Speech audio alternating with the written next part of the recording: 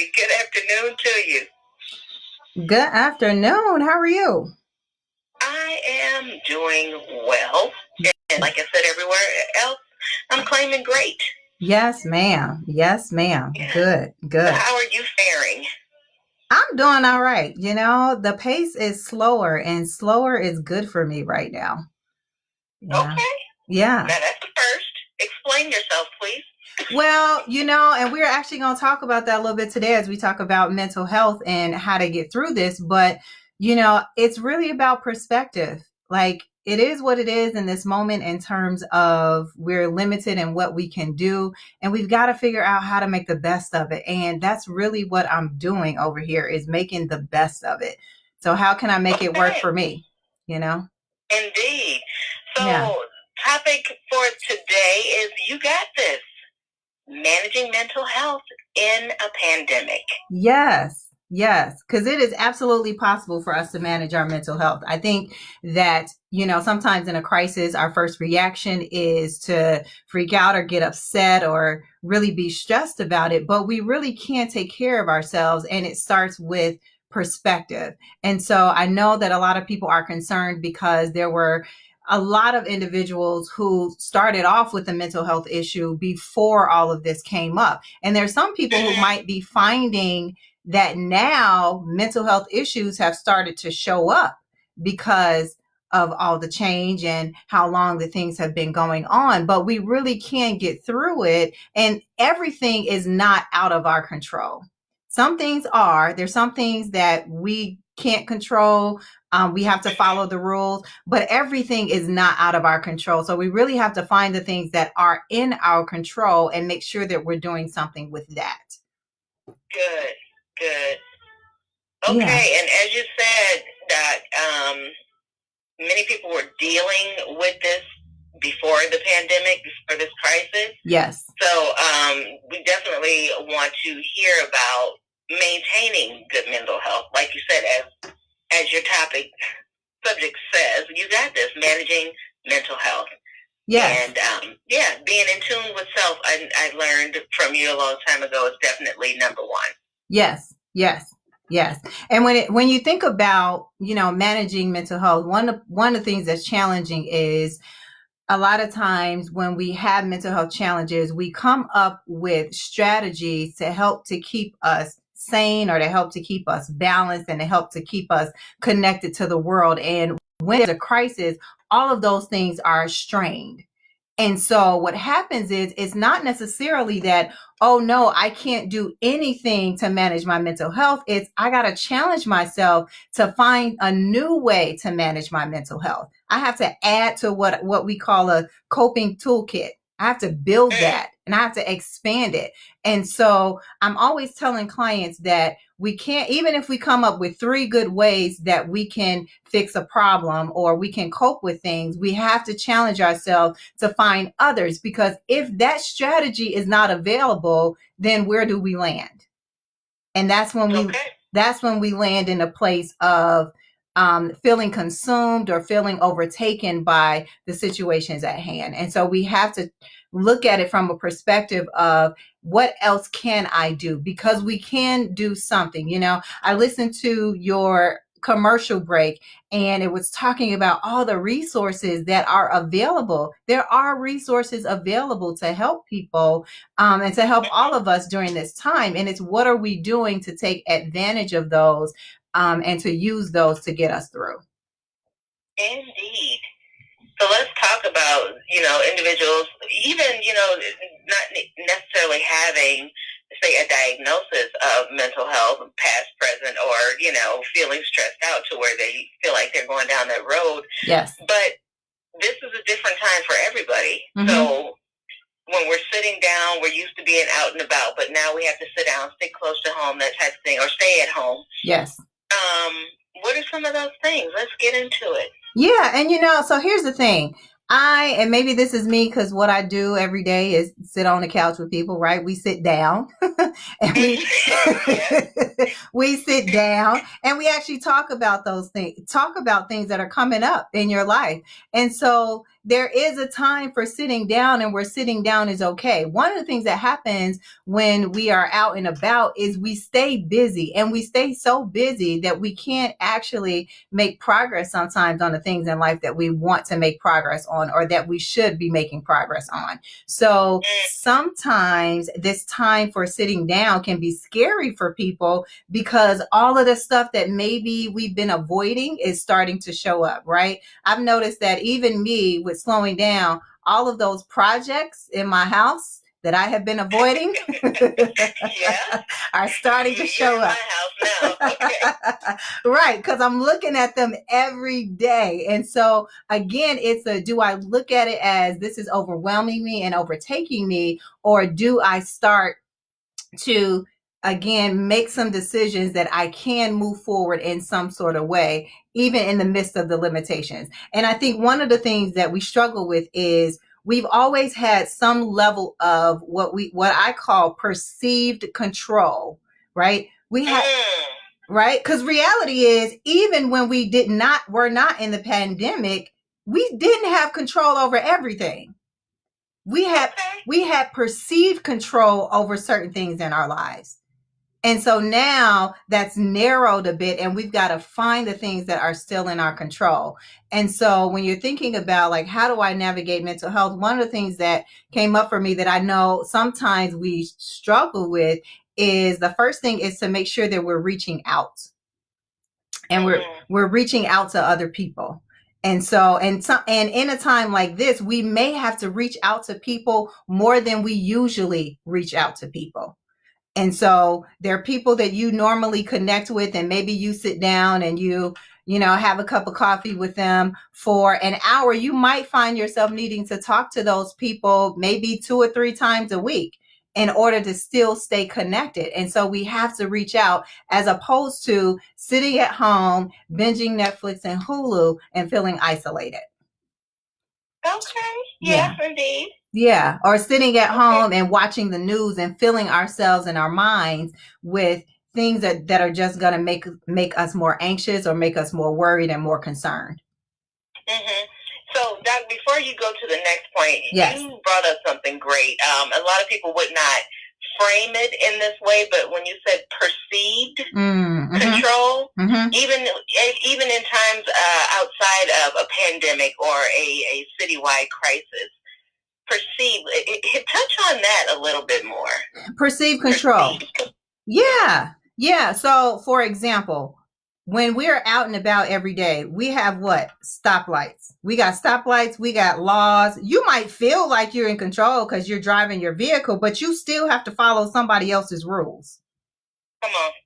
Right? So it's about the perspective that we have. Or you go to the grocery store, you still got to follow the rules in a grocery store when you're not in a pandemic, right? Which is, you go in, you get your stuff, you got to pay for it before you leave. You might feel like you're more in control because nobody's telling you that when you can and cannot go in, but you still have limits that are pressed upon you. They're just a little more strict right now, but you still have limits. And so we think that because nobody's saying. Now, here's the thing too. There are stores that always told us what to do. We didn't have an attitude with them.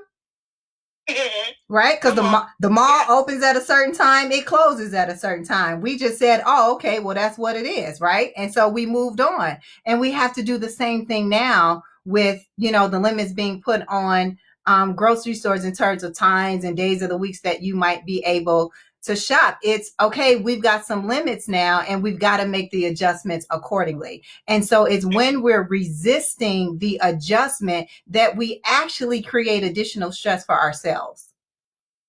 Okay. Yeah, because it just is what it is. And so I can be mad all day, but guess what? It's not going to change what the situation is. So I should just maybe choose not to be stressed out about it, and just allow it to be what it is until it's something else.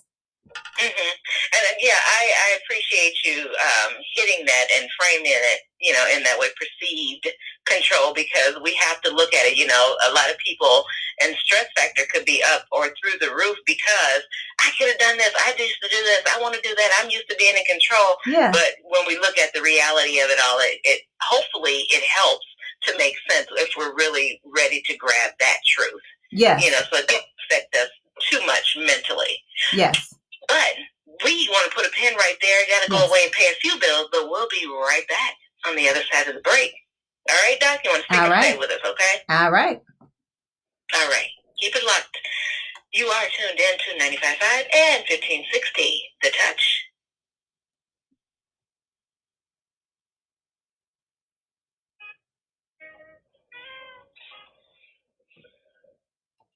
Information about employment opportunities or refer job seekers to employers? If so, send us the name of your organization, a contact name, full address, full phone number, fax number, or email address, and we'll keep you informed of employment opportunities at our company. Send this information to vphr@mwcradio.com. That's vphr@mwcradio.com. If your organization wants to receive information about job opportunities within our company, let us know today. Many of the traditional ways to grow your staff are no longer working. Make your job offers to thousands of prospects who are ready and willing to work. Radio will deliver your opportunities to prospects at home, in the car, or at the workplace. We can help find great candidates for area businesses. We help manufacturers, retailers, restaurateurs, and temporary agencies with their recruitment needs. To get started, phone 269-345-7121. That's 269-345-7121. This is T-Rob. Join me for the best in smooth jazz and smooth R&B every Sunday from 4 until 7 p.m. right here on KZoo and the Creek's home for smooth jazz. The Touch. Mostly sunny conditions will continue for the rest of the day. It will be breezy and temperatures will be in the mid-50s this afternoon. Tonight will be in the low to mid-40s with increasing cloud cover. Light rain will be possible tomorrow morning, but the afternoon should be dry with temperatures in the mid-50s. We'll return to the 60s by the middle part of the week. Tracking West Michigan's weather for WW5 and 106.9 FM, I'm Storm Teammate Meteorologist Emily Skidmore.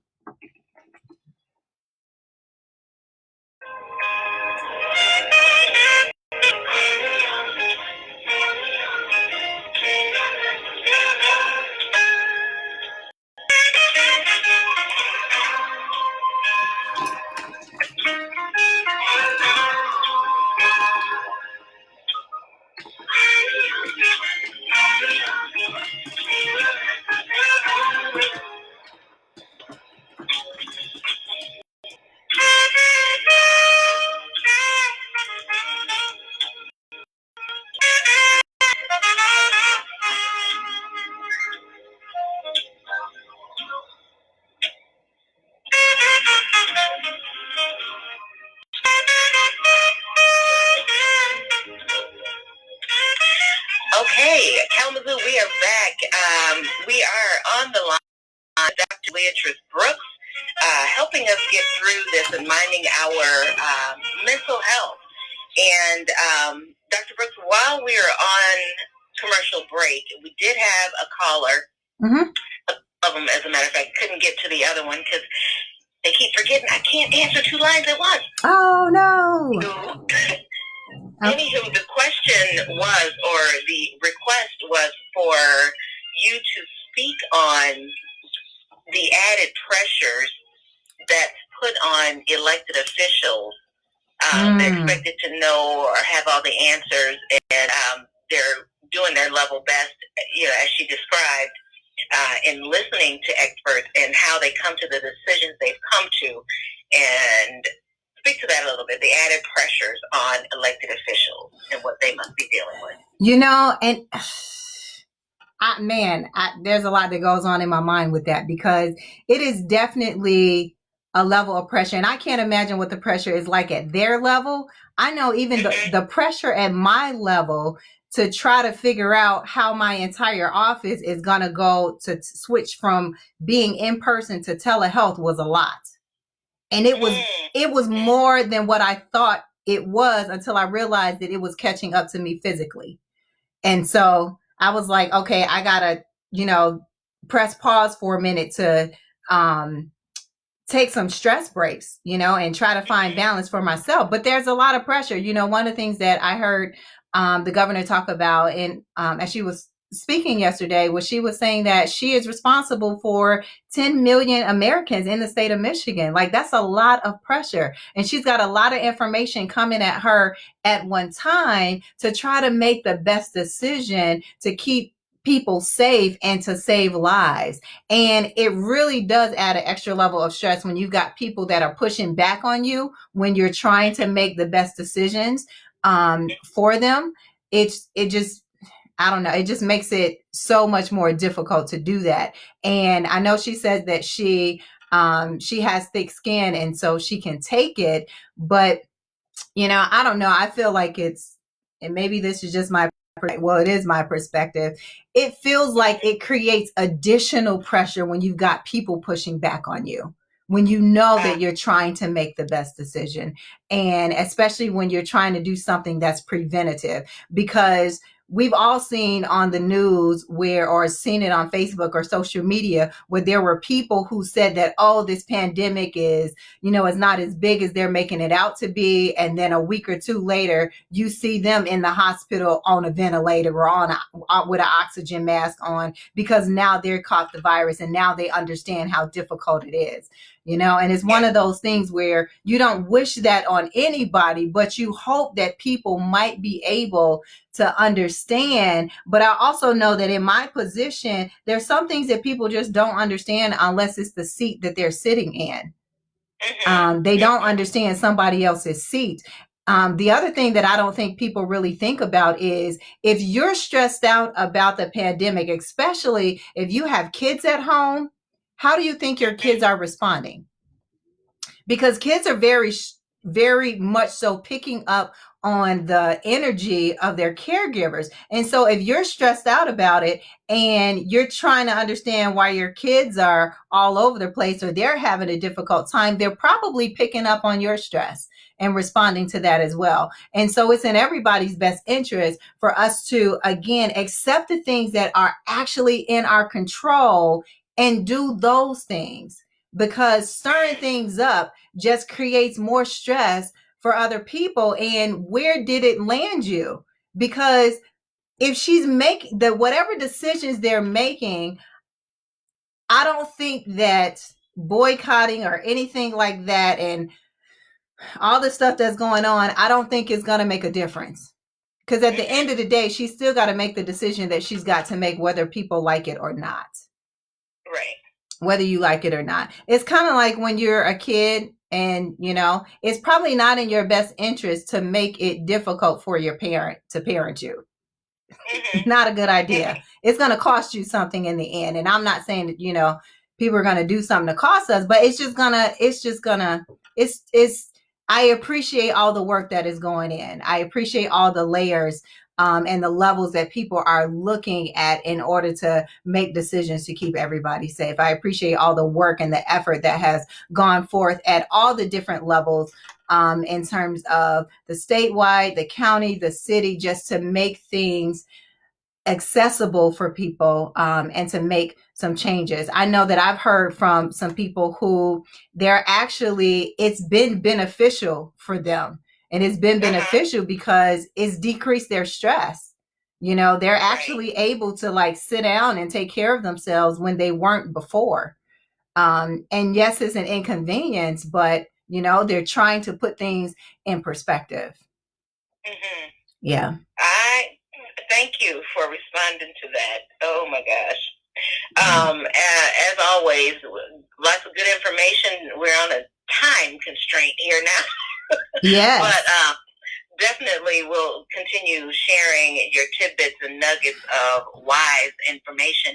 So in about 2.5 minutes, can you give us a fast track, wrap up some things we need to do and be on the lookout for to maintain good mental health? Yep. So we got 3 steps. The first one that I gave you was reach out. And so that's stay connected to other people. Make sure we're reaching out to other people and saying, hey, what's going on, and staying connected in other people's lives. The second one is to reach back. Sometimes we struggle because people reach out to us and we don't reach back to them. We just let them keep reaching out, and we're not responsive to that.